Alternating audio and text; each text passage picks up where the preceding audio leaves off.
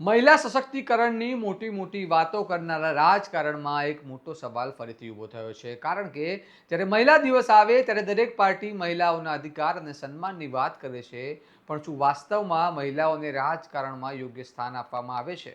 ખાસ કરીને આમ આદમી પાર્ટી અને અરવિંદ કેજરીવાલને લઈને આ પ્રશ્ન વધુ ઉઠી રહ્યો છે, કારણ કે ગુજરાતમાં પાર્ટીના નેતાઓની યાદી જોવામાં આવે તો તેમાં એક પણ મોટું મહિલા નામ જોવા મળતું નથી. અને આ પરિસ્થિતિ વચ્ચે ઘણા લોકો કહે છે કે શું સ્વાતિ માલીવાલ સાથેના વિવાદ પછી અરવિંદ કેજરીવાલ મહિલાઓ પર વિશ્વાસ કરી શકતા નથી? આખી વાત શું છે અને આ સવાલ કેમ ઉઠી રહ્યા છે, આવો વિગતે વાત કરીએ આ મામલા વિશે અહેવાલમાં. નમસ્કાર, હું ચિરાગ વર્ષાબેન. આપ જોઈ રહ્યા છો સ્વમાન. આંતરરાષ્ટ્રીય મહિલા દિવસ સમગ્ર વિશ્વમાં ઉજવાયો.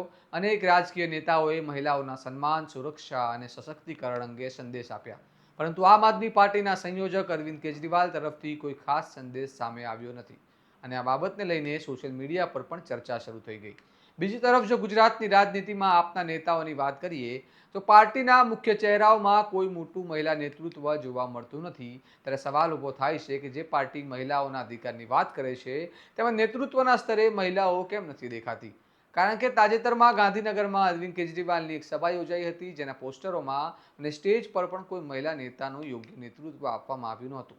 આ ચર્ચા એટલા માટે પણ વધુ ગરમ બની છે કારણ કે થોડા સમય પહેલા સ્વાતિ માલીવાલ સાથેનો વિવાદ રાષ્ટ્રીય સ્તરે ચર્ચાનો વિષય બન્યો હતો, અને સ્વાતિ માલીવાલ ક્યારેક અરવિંદ કેજરીવાલના નજીકના સહયોગી તરીકે ઓળખાતા હતા, પરંતુ ત્યારબાદ જે ઘટનાઓ બની તેનાથી રાજકારણમાં ઘણા સવાલો ઊભા થયા.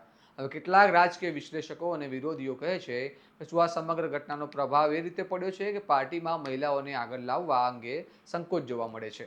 જોકે આ પ્રશ્નોના જવાબ હજુ સુધી સ્પષ્ટ રીતે સામે આવ્યા નથી.